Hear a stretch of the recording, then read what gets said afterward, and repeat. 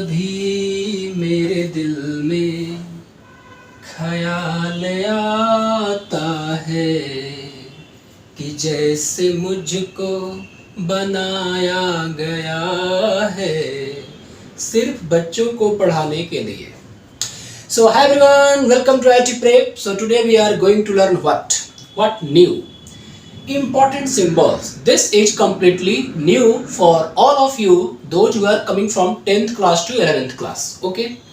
बच्चों, ये कुछ सिम्बल्स हैं जो कि आने वाले चैप्टर्स में ऑलमोस्ट हर एक चैप्टर में यूज होते हैं और इनमें काफ़ी सिग्निफिकेंस है. सो पहली बात कि हम सिम्बल्स को यूज क्यों करते हैं. हम सिम्बल्स को एक लंबे सेंटेंस को एक वर्ड में लिखने के लिए सिम्बल्स को यूज करते हैं. ठीक है, अभी आप पता चल जाएगा. तो सिम्बल्स का यूज करना है बच्चों एक लंबे सेंटेंस, एक लंबे मतलब कॉम्प्लिकेटेड चीज़ को काफ़ी सिंपल फॉर्म में, सिंपल मैनर में लिखने का तरीका सिंबल यूज करके होता है. ठीक है ना. जैसे पहला आपके पास सिंबल है ये, इसे बोलते हैं एप्सिलॉन.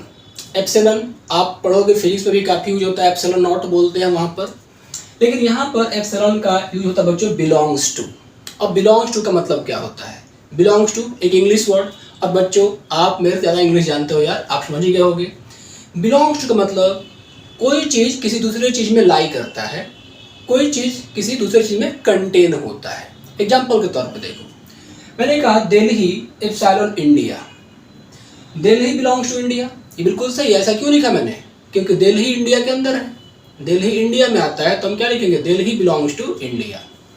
जैसे मैं नेचुरल नंबर का एग्जाम्पल लूँ, 2 epsilon capital N. Capital N क्या है, नेचुरल नंबर है. 2 जो है नेचुरल नंबर का एक पार्ट है, तो हम क्या लिखेंगे बच्चों 2 एप्सिलॉन नेचुरल नंबर. पढ़ेंगे क्या 2 belongs to natural number. 1/2 epsilon R. 1/2 belongs to R. R means real numbers और 1/2 क्या है, रियल नंबर का एक पार्ट है, तो हम लिखेंगे बच्चों 1/2 बिलोंग्स टू आर. लिखेंगे 1/2 एप्सिलॉन आर, पढ़ेंगे 1/2 बिलोंग्स टू आर पढ़ेंगे.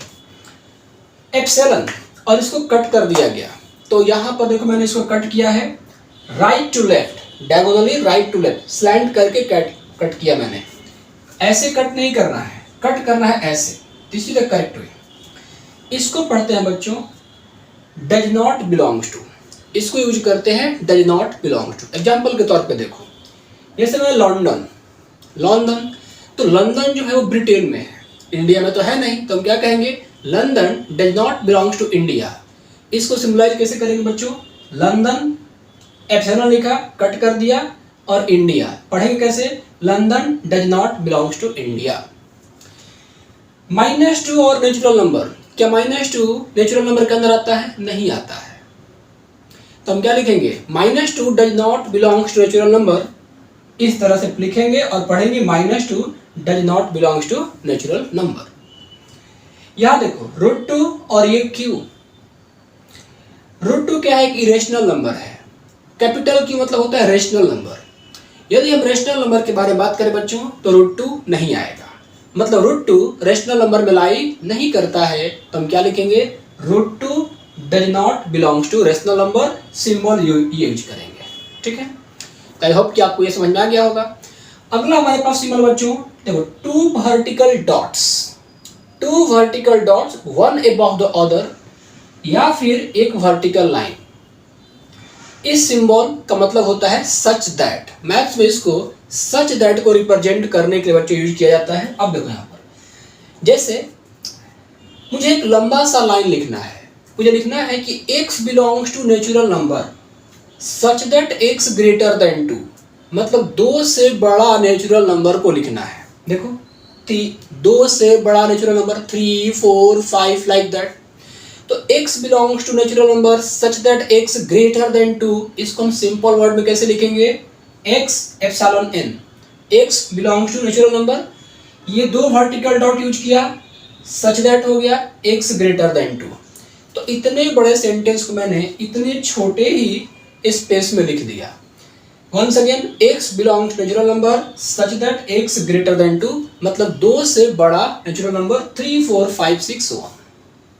एक और एग्जांपल देखो, x belongs to z such that -2 less than x less than 2. हमें लिखना ये है कि x एक इंटीजर है इस तरह से कि x -2 से 2 के बीच में रहेगा। x एक इंटीजर है सच दैट x जो है बच्चों -2 से 2 के बीच में रहना चाहिए। तो काफ़ी लंबा सेंटेंस हो गया ना, तो इसको सिंपल फॉर्म में कैसे लिखेंगे, सिंबल्स को यूज करके। x बिलोंग्स टू z, यहाँ पर मैंने इस वर्टिकल लाइन को यूज किया सच that -2 less than x less than 2। तो -2 से 2 के बीच में कितने इंटीजर है, -1, 0 और 1 है। तो इस तरह से हमने लिखा। बच्चों अगला सिंबल ये आता है आपके पास फोर्थ। देखो ये आप पढ़ते हो ना अल्फाबेट में, ये कैपिटल ई, तो कैपिटल ई को रिफ्लेक्ट कर दो ऐसे या फिर उसको उल्टा कर दो।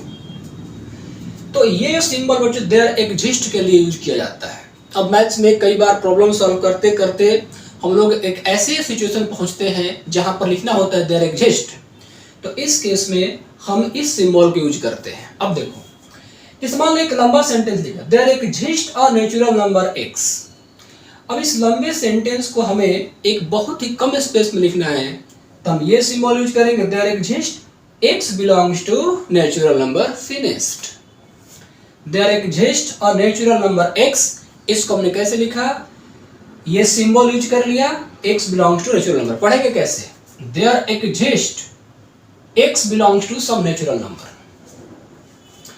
इसके बाद बच्चों ये आता है single side arrow. Single side arrow या फिर सिंगल हेडेड एरो भी कह सकते हो। इसका मतलब होता है बच्चों इम्प्लाइज दैट।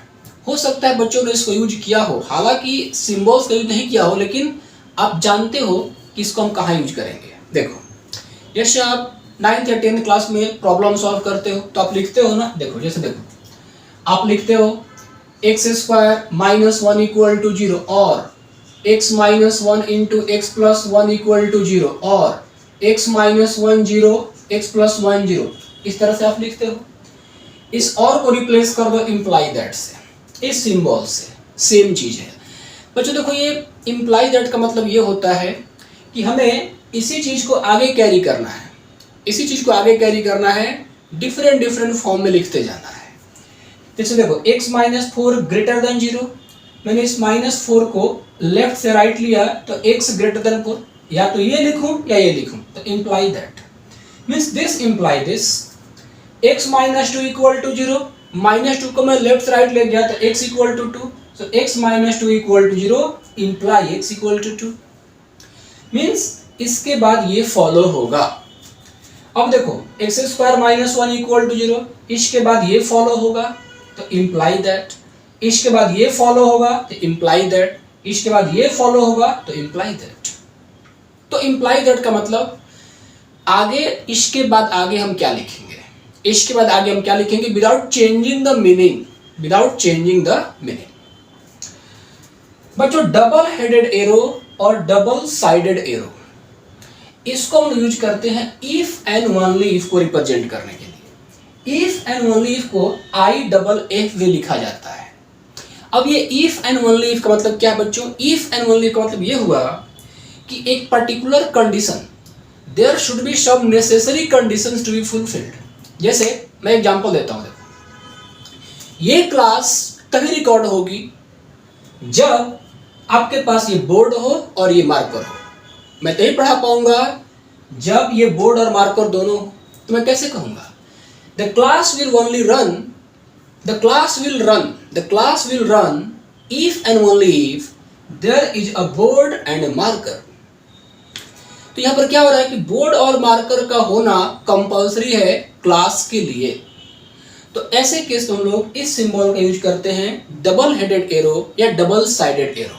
चलो देखो यहाँ पर एग्जांपल लिया मैंने, यहाँ पर मैं थोड़ा सा भी रेज करता हूं। जैसे देखो ये क्या लिखा है, I will eat fruit if and only if it is a mango। मैं फल तभी खाऊंगा, मैं फ्रूट तभी खाऊंगा यदि वो सिर्फ और सिर्फ मैंगो होना चाहिए। मैंगो के अलावा और भी कुछ हुआ तो मैं नहीं खाऊंगा। तो इसको हम कैसे लिखेंगे, देखो इसको लिखेंगे बच्चों I will eat fruit, okay. Double sided arrow, it is a mango if and only if it is a mango। पढ़ेंगे कैसे बच्चों, I will eat fruit if and only if it is a mango. तो इसका काफ़ी role है। Mathematical reasoning एक chapter है जिससे हर साल 4 मार्क्स के क्वेश्चन आते ही आते हैं। ये आप लोगों को 11th क्लास के ऑलमोस्ट एंड में पढ़ने को मिलेगा, वहाँ पे इस सिंबल का काफ़ी यूज होता है बच्चों, ठीक है। तो आई होप कि बच्चों को सिंबल्स, इंपॉर्टेंट सिंबल्स और उनका मतलब अच्छे से समझ में आ गया होगा। जो ये अभी का जो मैंने क्लास यहाँ पर लिया, ये जो क्लास है बच्चों, ये इनइक्वालिटी में 7th लेक्चर का पार्ट है। आप देख सकते हो कि प्लेलिस्ट में 6 लेक्चर ऑलरेडी अपलोडेड है, 7वां लेक्चर मैं क्रिएट कर रहा हूँ, 7th लेक्चर, ये उसी का पार्ट है। लेकिन मैंने सोचा कि इसको अलग से सिंपल में बनाकर बच्चों के सामने प्रेजेंट कर दूँ। So that's all about today. Thank you so much, all the best, keep watching IIT Prep।